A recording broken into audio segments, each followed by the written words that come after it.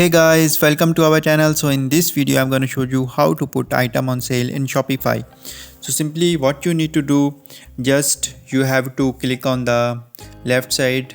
There is products option, so simply click on the products. Now here open the product, like I have MacBook and cell phone, so I want to open this.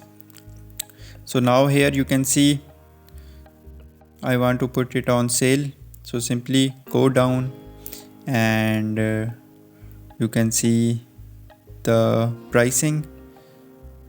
So here we will type the price we want to put on sale, and here we want to add the price which is actually fixed for this item.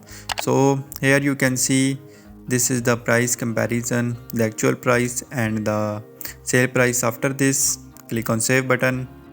So here you can finally see our item is available on sale. So in this way you can put item on sale in Shopify.